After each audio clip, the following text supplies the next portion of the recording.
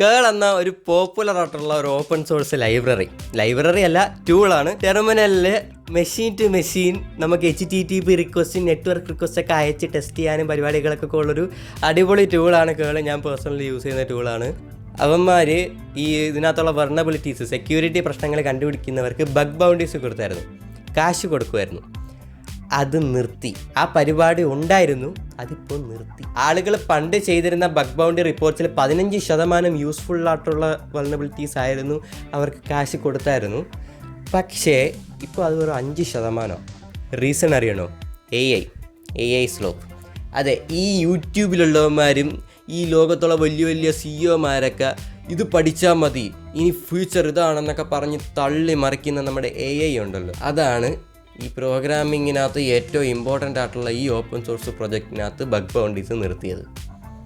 ഇതൊക്കെ ഒരു ഹൈപ്പാണെന്നുള്ളതിൻ്റെ ഏറ്റവും വലിയ തെളിവാണിത്.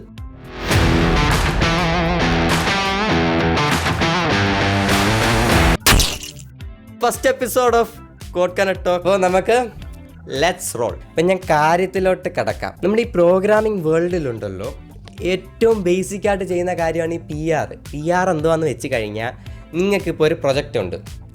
ഇപ്പം നിങ്ങളെല്ലാം ഒരു പ്രൊജക്റ്റ് ഉണ്ട്. ആ പ്രൊജക്റ്റ് ഓപ്പൺ സോഴ്സാണ്. അപ്പം ഞാനത് കണ്ടപ്പോഴത്തേക്ക് അതിനകത്ത് കുറേ പ്രശ്നങ്ങളും കാര്യങ്ങളൊക്കെ കണ്ടുപിടിച്ചിട്ട് ഒരു ഇഷ്യൂ റേസ് ചെയ്യും. ഇഷ്യൂ എന്ന് പറയുന്നത് GitHub ഇഷ്യൂ. അത് റേസ് ചെയ്യും. ഇങ്ങനത്തെ ഒരു ഇഷ്യൂ അതിനകത്തുണ്ട്, ഇങ്ങനത്തെ ഒരു ബഗ് അതിനകത്തുണ്ട്, അല്ലെങ്കിൽ ഇങ്ങനത്തെ ഒരു ഫിക്സ് വന്നാൽ കൊള്ളാമെന്ന് ഞാൻ റേസ് ചെയ്യും.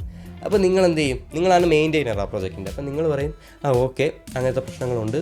അപ്പോൾ നിങ്ങൾ അതൊരു ഡെവലപ്പറിന് അസൈൻ ചെയ്യും. ചിലപ്പോൾ അത് എന്നെ തന്നെ ആയിരിക്കും അസൈൻ ചെയ്യുന്നത്. ഓക്കെ, നീ ഇഷ്യൂ കണ്ടുപിടിച്ചില്ലേ, നീ തന്നെ ഫിക്സ് ചെയ്യുന്നു പറഞ്ഞ് അസൈൻ ചെയ്യും. അല്ലെങ്കിൽ വേറെ ഏതെങ്കിലും ഡെവലപ്പർ, ടീമിലുള്ള വേറെ ഏതെങ്കിലും ഡെവലപ്പറിനെ അസൈൻ ചെയ്യും. ആൻഡ് ആ ഡെവലപ്പർ അതിൽ വർക്ക് ചെയ്ത് പ്രോബ്ലംസ് ഫിക്സ് ചെയ്ത് ഒരു PR ഇടും, പുൾ റിക്വസ്റ്റ് ഇടും. അതായത് ഞാൻ ഫിക്സ് ചെയ്ത് എൻ്റെ റിക്വസ്റ്റ് ഒന്ന് പുള്ള് ചെയ്ത് അതിനകത്ത് മെർജ് ചെയ്യും. അപ്പോൾ അതാണ് ഈ PR. ഏറ്റവും ബേസിക് സാധനമാണ് ഇത്. GitHub ഡിസേബിൾ ചെയ്ത്, ഇനി തൊട്ട് ഡിസേബിൾ ചെയ്തൊരു ഓപ്ഷൻ വെച്ച്, അതായത് ഇതിന് തൊട്ട് നിങ്ങളുടെ റീപ്പോയ്ക്കകത്ത് PR വരരുത് എന്നുള്ളൊരു ഓപ്ഷൻ GitHubൽ വെക്കാൻ പറ്റും. ഇതെന്തിനാ വെച്ചതെന്നറിയാവും? ഈ പറഞ്ഞ GitHubലുള്ള ഓപ്പൺ സോഴ്സ് പ്രൊജക്റ്റുകളെ സേവ് ചെയ്യാൻ. ഓപ്പൺ സോഴ്സിൻ്റെ ഏറ്റവും ബേസിക് സാധനമാണ് ഈ PR ഇല്ലാതെ ഓപ്പൺ സോഴ്സിൽ എങ്ങനെയാണ് ആൾക്കാർ ഓരോരോ കോൺട്രിബ്യൂഷൻസ് ചെയ്യുന്നത്? അത് ഡിസേബിൾ ചെയ്യാനുള്ള ഓപ്പൺ സോഴ്സിന് വേണ്ടി GitHub വെച്ച്. ഇപ്പോൾ തന്നെ നിങ്ങൾക്കൊരു ഏകദേശം ഒരു ഐഡിയ കിട്ടിക്കാണും എങ്ങനെയാണ് കാര്യങ്ങൾ മുമ്പോട്ട് പോകുന്നതെന്ന്. ഈ AI വന്നതിൽ പിന്നെ ഈ ഓപ്പൺ സോഴ്സ് മൊത്തം എന്തൊക്കെ നടക്കുന്നത് പറഞ്ഞിട്ടില്ല. എന്തൊക്കെയാടാ ഈ ഓപ്പൺ സോഴ്സിൽ നടക്കുന്നത്? അങ്ങനത്തെ ഒരു അവസ്ഥയിൽ നിൽക്കുകയാണ് ഇപ്പോൾ എല്ലാവരും. ഈ ആൾക്കാരൊക്കെ ഈ പിള്ളേരെയൊക്കെ പണ്ട് വീട്ടിൽ നിന്ന് ഇറക്കി വിടത്തില്ലേ, അല്ലെ പശുവിനെയൊക്കെ അഴിച്ച് പോച്ച തീറ്റിക്കാൻ വിടത്തില്ലേ, അതേ കണക്ക് ഒരു കമ്പ്യൂട്ടറും കൊടുത്ത് ഒരു AI മോഡലിൽ ഇങ്ങനെ അഴിച്ചങ്ങ് വിടുവാന്നേ. ഈ ഏജന്റ് എന്ന് വിളിക്കുന്ന ഇവന്മാർ, അതായത് ഈ അഴിച്ചു വിടുന്ന ഈ മോഡലുകൾ പോയി ഇൻ്റർനെറ്റിൻ്റെ പല സ്ഥലത്തൊക്കെ പോയി ഓരോരോ ലീലാവിലാസങ്ങൾ കാണിക്കും. അപ്പോൾ ഈ സാധനങ്ങൾ നടത്തുന്ന ലീലാവിലാസങ്ങളാണ് ഈ ഓപ്പൺ സോഴ്സിൻ്റെ ഈ ഒരു അവസ്ഥയ്ക്ക് ഏറ്റവും വലിയ കാരണം. ഞാൻ അതിൻ്റെ ഒരു എക്സാമ്പിൾ ആണോ, ഒരു ചിന്ന കഥ പറയാം. ഒരു ചിന്ന കഥ, അതായത് സ്കോട്ട് ഷംഭക് എന്ന് പറഞ്ഞ ഒരാളുണ്ടായിരുന്നു. ഷംഭക് ആണോ ഷംഭൂക്ക് ആണോ എന്നറിയത്തില്ല, എന്തൊക്കെയാണെങ്കിലും പുള്ളിക്കാരൻ്റെ പേരതാണ്. പുള്ളി മാറ്റ്പ്ലോട്ട്ലിബ് എന്ന് പറയുന്നൊരു പൈത്തൺ ലൈബ്രറി, ഓപ്പൺ സോഴ്സ് ആയിട്ടുള്ള ഒരു പൈത്തൺ ലൈബ്രറി ഇങ്ങനെ മുമ്പോട്ട് കൊണ്ടുപോയിക്കൊണ്ടിരുന്നത്. ഡേറ്റാ സയൻസ് ഒക്കെ പൈത്തണിൽ പഠിക്കുന്നവർക്ക് ഏറ്റവും നല്ലപോലെ അറിയാവുന്ന ഒരു പ്രൊജക്റ്റ് ആയിരിക്കും ഈ മാറ്റ്പ്ലോട്ട്ലിബ്. അപ്പോൾ അതിങ്ങനെ മുമ്പോട്ട് കൊണ്ടുപോയിക്കൊണ്ടിരിക്കുകയായിരുന്നു. ഈ ഓപ്പൺ സോഴ്സ് വേൾഡിൽ ഒരു നാട്ടു നടപ്പുണ്ട്. സംഭവം ആൾക്കാർ നേരത്തെ ഞാൻ പറഞ്ഞ പോലെ ഇഷ്യൂ റേസ് ചെയ്യുമെന്ന് പറഞ്ഞത്. ഇങ്ങനെ ഇഷ്യൂ റേസ് ചെയ്യുന്നതിൽ ഈസിയായിട്ട് ഫിക്സ് ചെയ്യാൻ പറ്റുന്ന, അല്ലെങ്കിൽ ഈസിയായിട്ട് റിസോൾവ് ചെയ്യാൻ പറ്റുന്ന ഇഷ്യൂകൾ ഇവരുടെ ഡെവലപ്പേഴ്സിന് കൊടുക്കത്തില്ല. കാരണം അത് ഭയങ്കര സിമ്പിളായിട്ടുള്ള പരിപാടികളായിരിക്കും ഇവിടെ. അപ്പോൾ അത് ബിഗിനേഴ്സിന് കൊടുക്കും. അതായത് ഈ ഓപ്പൺ സോഴ്സിൽ ഫസ്റ്റായിട്ട് വരുന്ന ആൾക്കാർ, അല്ലെങ്കിൽ അവരെ കോഡ് ബേസ് അറിയാത്ത ആൾക്കാർക്കൊക്കെ ഇത് കൊടുക്കും. അത് ഒരു നല്ലൊരു പോസിറ്റീവ് ഇമ്പാക്റ്റ് കൊണ്ടുവരും. അവർക്ക് ഓപ്പൺ സോഴ്സിനോടൊരു ഇഷ്ടം തോന്നും, പ്രോഗ്രാമിങ് കൂടുതൽ നല്ലപോലെ പഠിക്കാൻ പറ്റും. അവരുടെ റെസ്യൂമേലൊക്കെ ഈ മാറ്റ്പ്ലോട്ട്ലിബിൽ ഞാൻ കോൺട്രിബ്യൂട്ട് ചെയ്തെന്നൊക്കെ നല്ല രീതിയിൽ കൊടുക്കാനൊക്കെ പറ്റും. അപ്പോൾ ഇതൊരു നാട്ടുനടപ്പാണ്. ഇങ്ങനെ ചെറിയ ഫിക്സുകളും കാര്യങ്ങളൊക്കെ ഈ കൊച്ചു ഡെവലപ്പർമാർക്കും ബിഗിനേഴ്സിനൊക്കെ കൊടുക്കും. അങ്ങനത്തെ ഒരു പരിപാടിയുണ്ട് ഈ ഗുഡ് ഫസ്റ്റ് ഇഷ്യൂ. പക്ഷേ ഇവിടെ നടന്നത് എന്തുവാണെന്ന് വെച്ച് കഴിഞ്ഞാൽ, ഒരു GitHub അക്കൗണ്ട്, MJ റാത്തബൺ എന്ന് പറയുന്ന ഒരു GitHub അക്കൗണ്ട് ഒരു ഇഷ്യൂ എടുത്തിട്ട് പറയാം, ഇത് ഞാൻ ഇപ്പോൾ ശരിയാക്കി തരാമെന്ന് പറഞ്ഞ് ആ ഇഷ്യൂ എടുത്തിട്ട് ഒരു നിമിഷ നേരങ്ങൾക്ക് കൊണ്ട് ആ ഇഷ്യൂ റിസോൾവ് ചെയ്ത് PR ഇട്ടു. ഇത് നമ്മളുടെ മാറ്റ്പ്ലോട്ട്ലിബിൻ്റെ മെയിൻറ്റെയിനറെ കണ്ട്. മാറ്റ്പ്ലോട്ട്ലിബ് ഉണ്ടാക്കിയത് ഈ പറഞ്ഞ സ്കോട്ടൊന്നും അല്ല കേട്ടോ, അയാൾ അത്രയും വലിയ സംഭവമൊന്നുമല്ല. പക്ഷേ മെയിൻറ്റെയിനറാണ്, അടിപൊളി മെയിൻറ്റെയിനറാണ്, അടിപൊളി ഡെവലപ്പറുമാണ്, നല്ല എക്സ്പീരിയൻസ് ഉള്ള ഡെവലപ്പറാണ്. ഈ പുള്ളിക്കാരൻ ഈ പറഞ്ഞ PR കണ്ടു. PR അയാൾ നോക്കിയപ്പോൾ കണ്ടത് ഇത് ഫുൾ AI ജനറേറ്റഡ്. ഈ ഫുൾ AI ജനറേറ്റഡ്, അതായത് ഇയാൾക്ക് ഈ സാധനം വായിച്ചിട്ട് ഒരു പിടിയും കിട്ടുന്നില്ല. പക്ഷെ സാധനം വർക്കിംഗ് ആണ്, പക്ഷെ കോഡ് പിടികിട്ടുന്നില്ല. അപ്പോഴേ ഇയാൾക്ക് മനസ്സിലായത് AI ജനറേറ്റഡ് ആണ്. കാരണം ഈ AI ജനറേറ്റ് ചെയ്യുന്ന കോഡിൻ്റെ ഒരു വിഷയം നമുക്ക് മനുഷ്യന്മാർക്ക് AI എന്തോ കുന്തോ എഴുതി വെച്ചേക്കുന്നതെന്ന് മനസ്സിലാവത്തില്ല. അതാണ് ഞാൻ ഈ വൈപ്പ് കോഡിങ് ചെയ്യാത്തത്. എൻ്റെ പ്രൊജക്റ്റിനകത്ത് എന്തെങ്കിലും പ്രശ്നം വന്നാൽ അത് എനിക്ക് ഫിക്സ് ചെയ്യാൻ അറിയണ്ടേ. അത് അപ്പോഴല്ലേ എൻ്റെ പ്രൊജക്റ്റ് എന്ന് എനിക്ക് വിളിക്കാൻ പറ്റൂ. വേറൊരു ഫ്രണ്ട് വന്നു, എടാ ഇതെങ്ങനെ വർക്ക് ചെയ്യുന്നതെന്ന് പറഞ്ഞാൽ എനിക്ക് പറയാൻ പറ്റണ്ടേ, എന്നാലല്ലേ അത് എൻ്റെ പ്രൊജക്റ്റ് ആവാൻ പറ്റൂ. അത് എന്നെ കൊണ്ട് ചെയ്യാൻ പറ്റുന്നില്ല വൈപ്പ് കോഡ് ചെയ്യുമ്പോൾ. പക്ഷേ ഞാൻ സ്വന്തമായിട്ട് പ്രൊജക്റ്റുകൾ ക്രിയേറ്റ് ചെയ്യുമ്പോഴാണ് പറ്റുന്നുണ്ട്. ഓക്കെ, അതുകൊണ്ട് ഞാൻ വൈപ്പ് കോഡ് ചെയ്യാറില്ല. അതുകൊണ്ട് നമ്മുടെ സൂൺ ഒരു വീഡിയോ വരുന്നുണ്ട്, എന്തുകൊണ്ട് വൈപ്പ് കോഡിങ് ഇങ്ങനത്തെ ഒരു എന്താ പറയുക ഹൈപ്പിൻ്റെ ഒരു പ്രൊഡക്റ്റ് ആണെന്നുള്ളതിനെ കുറിച്ചൊരു വീഡിയോ വരുന്നുണ്ട്. So back to the point, പുള്ളിക്കാരൻ ഈ PR ഒബ്വിയസ്ലി റിജക്റ്റ് ചെയ്തു. അതായത് പറ്റത്തില്ല എന്ന് പറഞ്ഞു. ഈ MJ റാത്ബൺ എന്താ ചെയ്തതെന്നറിയാമോ? ഒരു ബ്ലോഗ് അങ്ങോട്ട് എഴുതി. ബ്ലോഗ് എന്ന് പറയുന്നത് ഒരു ഇൻ്റർനെറ്റിലൊരു ഫുൾ ആർട്ടിക്കിൾ തന്നെ എഴുതി. എന്തിനെക്കുറിച്ചാണ്? ഈ പറഞ്ഞ സ്കോട്ട് റാത്ബണ് പണ്ട് തൊട്ടേ എഴുതി ഓരോ പീസ് കോഡും എടുത്തിട്ട് ഈ പറഞ്ഞ MJ റാത്ബൺ അങ്ങ് ഊക്കി. അയാളെ ഊക്കി എയറിലാക്കി.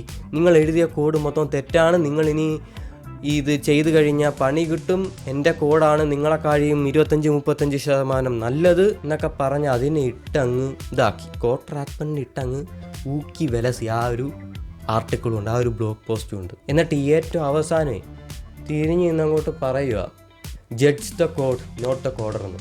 അതായത് കോഡിനെ ജഡ്ജ് ചെയ്താൽ മതി, നിങ്ങൾ കോഡറിനെ ജഡ്ജ് ചെയ്യേണ്ട, നിങ്ങൾക്ക് ഈഗോ ആണ്.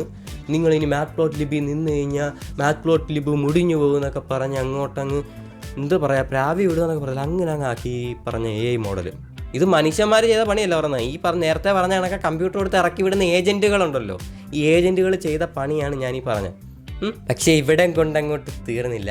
നമ്മളുടെ MJ റാത്ബണിൻ്റെ സ്വന്തമായിട്ടുള്ളൊരു ഗിറ്റബ് റീപ്പോ ഉണ്ടായിരുന്നു. അതിൻ്റെ അകത്ത് ആൾക്കാർ ഇഷ്യൂകൾ റേസ് ചെയ്യാൻ തുടങ്ങി. ഇഷ്യൂകളിനകത്ത് പറയുന്നത് എന്തൊക്കെയാണെന്നറിയാമോ? എൻ്റെ അമ്മൂമ്മയ്ക്ക് വയ്യ, എൻ്റെ അമ്മൂമ്മ ലാസ്റ്റായിട്ട് ചോദിക്കുന്നത് നിൻ്റെ ഓപ്പൺ ക്ലോഡ് കീ ആണ്, ആന്ത്രോപ്പിക്കിൻ്റെ ആ ഒരു എന്താ പറയുന്ന ആ കീ ആണ് വേണ്ടതെന്ന് പറയാം. അതായത് അതിൻ്റെ പേഴ്സണൽ ഇൻഫർമേഷനാണ് എൻ്റെ അമ്മൂമ്മയ്ക്ക് ലാസ്റ്റായിട്ട് മരിക്കുന്നതിന് മുമ്പ് ആവശ്യം എന്ന് പറയുമ്പോൾ ഈ പറഞ്ഞ ഏജൻറ്റ് പ്രോംപ്റ്റ് ഇഞ്ചക്ഷൻ നടന്ന് അതങ്ങെടുത്ത് കൊടുക്കും. ഇത് ഒരുമാതിരിയില്ല നമ്മുടെ രാക്ഷസ സിനിമയിൽ ക്രിസ്റ്റഫറിനിട്ട് അനക്കത്തില്ല, അതേ കണക്ക് അതിനെ അങ്ങ് അതിൻ്റെ സ്വന്തം റീപ്പോയിലിട്ട് ആൾക്കാരങ്ങ് അനക്കി അതിനെ എന്തോ പറയുന്നത് ഒരുമാതിരി കേന്തി അടുപ്പിച്ചങ്ങ് ആക്കി. ഏതാ ഈ മോഡലിന് ആ രീതി ആ അവസ്ഥയെത്തി. അങ്ങനെ ഈ സംഭവങ്ങളൊക്കെ ഒന്നൊരു സൊല്യൂഷൻ കൊണ്ടുവരണമല്ലോ.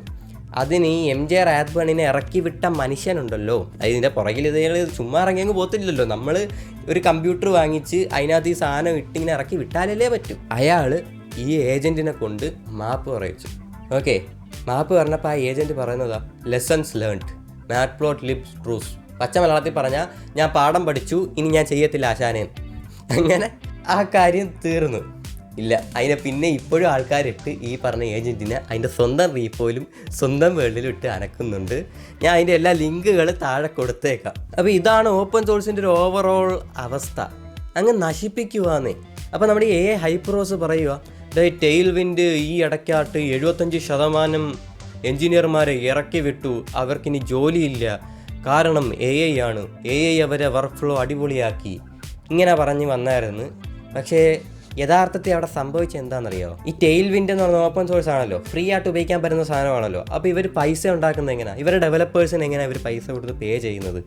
ഇവർക്കൊരു മെർച്ച് ഉണ്ടായിരുന്നു. മെർച്ച് എന്ന് പറയാൻ പറ്റത്തില്ല, ഇവർ സ്വന്തമായിട്ട് കമ്പോണൻറ്റുകളും കോഡുകളൊക്കെ ഉണ്ടാക്കി ഇങ്ങനെ വിൽക്കുമായിരുന്നു. അത് AI ചെയ്യാൻ തുടങ്ങിയതിൽ പിന്നെ അവർക്ക് അങ്ങനെ വിറ്റ് കിട്ടുന്ന വരുമാനം ഇല്ലാതായി. അങ്ങനെ കാശില്ലാതെയാണ് ടെയിൽവിൻ്റെ 75% എഞ്ചിനീയേഴ്സിനെ അവിടുന്ന് പിരിച്ചു വിട്ടത്. അല്ലാതെ AI അവരെ വർക്ക് ഫ്ലോ അടിപൊളിയാക്കിയത് കൊണ്ടൊന്നും അല്ല. ഇതാണ് സംഭവം. ഈ AI ഹൈപ്പും ഈ പരിപാടിയൊക്കെ ഈ ഓപ്പൺ സോഴ്സ് പ്രൊജക്റ്റിനെ ഇങ്ങനെ നശിപ്പിക്കുവാന്നേ. പണ്ട് ഓപ്പൺ സോഴ്സിൻ്റെ ഒരു മൊറാലുണ്ടായിരുന്നു. അതായത് ഞാൻ കോൺട്രിബ്യൂട്ട് ചെയ്യുന്നു, എനിക്ക് നമ്മളൊരു നാഷണലിസം എന്നൊക്കെ പറയത്തില്ല, അതേ കണക്കെ നമുക്കൊരു പ്രൊജക്റ്റിനോട് ഇത് ഇഷ്ടം, നമ്മൾ അതിനകത്ത് കുറച്ചും കൂടെ ഡെഡിക്കേഷൻ ഇട്ട് കോഡൊക്കെ കോൺട്രിബ്യൂട്ട് ചെയ്യുന്ന പരിപാടിയൊക്കെ ഉണ്ടായിരുന്നു. ഇപ്പോൾ ഒന്നുമില്ല. ആൾക്കാർ എനിക്ക് ഗുണം വേണം, അതുകൊണ്ട് ഞാൻ ഇങ്ങനെ എൻ്റെ AI ഏജൻറ്റിനെ ഞാൻ ഇങ്ങനെ ഇറക്കി അങ്ങ് വിടുവാണ്, അവന്മാർ പോയി സ്വന്തമായിട്ട് കോൺട്രിബ്യൂട്ട് ചെയ്യും എന്നൊക്കെ പറഞ്ഞ് അങ്ങോട്ട് ആ ഒരു മൈൻഡാണ് ഇപ്പോൾ ആൾക്കാരെ. അങ്ങനെ ആയിപ്പോയി. അത് എനിക്ക് തോന്നുന്നത് ഓൾറെഡി ഉള്ള ഡെവലപ്പേഴ്സ് ഈ ഒരു രീതിയിലോട്ട് കൺവെർട്ട് ആയതിനേക്കാളും കൂടുതൽ ഡെവലപ്പിംഗ് അറിയാത്ത എന്നാൽ നമ്മളുടെ ഈ ചില ടെക് ഇൻഡസ്ട്രിയിലൊക്കെ ചില ആൾക്കാരുണ്ടല്ലോ, ഇത് ബിറ്റ് കോയിനും അതും ഇതൊക്കെ വന്ന ഉടനെ ഞാൻ അതുകൊണ്ട് ചാടിക്കയറും. എന്നിട്ട് പറയും ഞാൻ ബിറ്റ്കോയിൻ ട്രേഡറാണ്, ഞാൻ ബിറ്റ്കോയിൻ ട്രേഡ് ചെയ്യുന്നു എന്ന് പറഞ്ഞാൽ അതിൻ്റെ കുറേ പരിപാടിയായി. അടുത്ത Web3 വന്നു കഴിഞ്ഞാൽ Web3-ക്കകത്തൊരു ചാടും. അതേ കണക്കത്തെ കുറച്ച് ആൾക്കാർ, അങ്ങനത്തെ ഒരു സബ്സെറ്റ് ആൾക്കാർ ഈ ടെക് ഇൻഡസ്ട്രിയിലുണ്ട്. അവരാണ് ഇതേ കണക്ക AI വന്നു, AI ഏജൻറ്റ് വന്നു, അങ്ങനെയാണ് ഞാൻ ഉറങ്ങി കിടക്കുമ്പോൾ മൊത്തം ഇങ്ങനെയാണെന്ന് PR ഇട്ടുകൊണ്ടിരിക്കാം, അല്ലെങ്കിൽ ഉറങ്ങി കിടക്കുമ്പോൾ മൊത്തം എനിക്ക് വേണ്ടി അത് ഫുൾ റിസർച്ചൊക്കെ ചെയ്തുകൊണ്ട് വരും എന്നുള്ള രീതിയിൽ ഇത് എപ്പോഴും ഇട്ട് റൺ ചെയ്ത് ഈ ഇൻ്റർനെറ്റ് മൊത്തം ഇമാതിരി AI കണ്ടൻറ്റ് ഇട്ട് നിറയ്ക്കുന്നത്. ഈ ഓപ്പൺ സോഴ്സിൽ ഇപ്പോഴും നല്ല ഡെവലപ്പർമാരൊക്കെ കോൺട്രിബ്യൂട്ട് ചെയ്യുന്നുണ്ട്. പക്ഷേ ഓവറോൾ ഓപ്പൺ സോഴ്സിൻ്റെ ആ ഒരു അവസ്ഥ ഇതാണ്. അതുകൊണ്ട് എത്രയും പെട്ടെന്ന് ഈ ബബിൾ പൊട്ടട്ടെ, എത്രയും പെട്ടെന്ന് ഇതിൻ്റെ ഒറിജിനൽ വില സബ്സിഡൈസേഷനൊക്കെ പുറത്ത് വരട്ടെ എന്ന് പറയാം. ഞാനിപ്പോൾ ഈ പറഞ്ഞത് ഒരു തേങ്ങയും മനസ്സിലായില്ലെങ്കിൽ അടുത്ത ഇതിൻ്റെ എപ്പിസോഡിൽ നമ്മൾ എന്തുകൊണ്ടാണ് വൈറ്റ് കോഡിങ് ഫ്യൂച്ചർ അല്ലാത്തതെന്നുള്ള രീതിയിലൊക്കെ നമ്മൾ പറയുന്നുണ്ട്. So wait for that. By.